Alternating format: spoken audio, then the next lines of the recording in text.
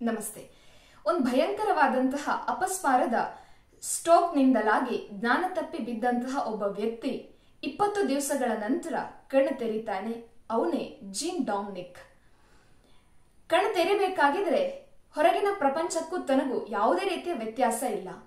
ತನ್ನ ಸುತ್ತಲೂ ಇರುವಂತಹದ್ದು ನಿರ್ಜೀವ ವಸ್ತುಗಳು.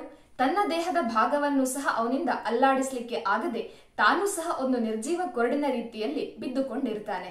ಆದರೆ ಅವನ ಇಡೀ ದೇಹದಲ್ಲಿ ಒಂದು ಭಾಗ ಸರಿ ಇರ್ತದೆ, ಅದು ಆತನ ಎಡಗಣ್ಣು. ಅದೊಂದನ್ನ ಬಿಟ್ಟು ದೇಹದ ಮತ್ಯಾವ ಭಾಗದ ಮೇಲೆಯೂ ಸಹ ಅವನಿಗೆ ಕಂಟ್ರೋಲ್ ಇರುವುದಿಲ್ಲ. ಆಗ ಅವನಿಗೆ ಅನ್ನಿಸ್ತದಂತೆ, ತಾನು ಬದುಕಿದ್ದೇನೆ, ಉಸಿರಾಟವನ್ನ ಮಾಡ್ತಾ ಇದ್ದೇನೆ, ಆದ್ರೂ ನಾನು ಇತರ ನಿರ್ಜೀವ ವಸ್ತುಗಳಂತೆಯೇ ಇದ್ದೇನೆ.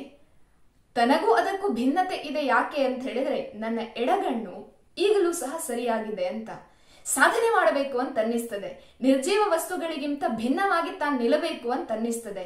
ಆತ ತನ್ನ ಅಸಿಸ್ಟೆಂಟ್ ಒಬ್ಬನನ್ನ ಕರೀತಾನೆ. ಒಂದು ಪುಸ್ತಕವನ್ನ ಬರೀಬೇಕು ಅನ್ನುವಂತಹ ಆಶಯವನ್ನ ಕಣ್ಣಿನಲ್ಲೇ ವ್ಯಕ್ತಪಡಿಸ್ತಾನೆ. ಆ ಅಸಿಸ್ಟೆಂಟ್ ಪರಮಾದ್ಭುತ. ಆತ ಒಂದೊಂದೇ ಅಕ್ಷರಗಳನ್ನು ಹೇಳ್ತಾ ಹೋಗ್ತಾನೆ. ಸರಿ, ಇವರಿಗೆ ಯಾವ ಅಕ್ಷರ ಬೇಕು ಆ ಅಕ್ಷರ ಬಂದಾಗ ಎಡಗಣ್ಣನ್ನ ಮಿಟುಕಿಸ್ತಾರೆ. ಹೀಗೆ 20 ಲಕ್ಷ ಬಾರಿ ತಮ್ಮ ಎಡಗಣ್ಣನ್ನ ಮಿಟುಕಿಸಿ ಮಿಟುಕಿಸಿ ಮಿಟುಕಿಸಿ ಒಂದು ಪುಸ್ತಕವನ್ನ ಬರೀತಾರೆ, the diving bell and the butterfly. ಆ ಪುಸ್ತಕ ಪ್ರಸಿದ್ಧಿಯನ್ನ ಪಡ್ಕೊಳ್ತದೆ.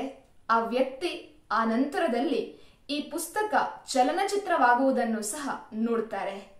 ಬಂಧುಗಳೇ, ನಮಗೆ ಎಲ್ಲವೂ ಸರಿ ಇದೆ, ಆದ್ರೂ ನಾವು ಬದುಕಿನಲ್ಲಿ ಏನು ಇಲ್ಲ ಅಂತ ಹೇಳಿ ಕೊರಗ್ತೇವೆ. ಬದುಕಿನಲ್ಲಿ ಯಾವ ಸಾಧನೆಯನ್ನು ಸಹ ಮಾಡುವುದಕ್ಕೆ ನನ್ನಿಂದ ಸಾಧ್ಯ ಇಲ್ಲ ಅಂತ ಹೇಳಿಕೊಂಡು ನಾವು ದಿನನಿತ್ಯ ಕಣ್ಣೀರನ್ನು ಸುರಿಸ್ತೇವೆ.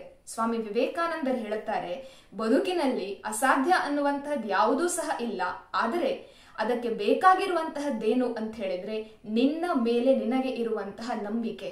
ನಮ್ಮ ಮೇಲೆ ನಮಗೆ ಒಂದು ನಂಬಿಕೆ ಇದೆ ಅಂತ ಆದ್ರೆ ನಾನು ಎಷ್ಟೇ ಕಷ್ಟ ಬಂದರೂ ಸಹ ಸರಿ, ನಾನು ಅಂದುಕೊಂಡದ್ದನ್ನ ಸಾಧಿಸ್ತೇನೆ ಮತ್ತು ಸಾಯುವುದಕ್ಕಿಂತ ಮೊದಲು, ಉಸಿರನ್ನು ನಿಲ್ಲಿಸುವುದಕ್ಕಿಂತ ಮೊದಲು ಸಾಧನೆಯ ಶಿಖರವನ್ನ ಏರ್ತೇನೆ ಅನ್ನುವಂತಹ ಒಂದು ಸಣ್ಣ ಕನಸು, ಒಂದು ಸಣ್ಣ ಆಸೆ, ಒಂದು ಸಣ್ಣ ಗುರಿ ಮನಸ್ಸಿನ ಒಳಗಡೆ ಇದೆ ಅಂತಾದರೆ ಖಂಡಿತವಾಗಿಯೂ ಸಹ ಉಸಿರು ನಿಂತ ನಂತರವೂ ನಮ್ಮ ಹೆಸರು ಈ ಜಗತ್ತಿನಲ್ಲಿ ಶಾಶ್ವತವಾಗಿ ಉಳಿಯುತ್ತದೆ. ನಾವು ಎಂತಹವರಾಗಬೇಕು ಆಲೋಚನೆ ಮಾಡೋಣ. ನಮಸ್ತೆ.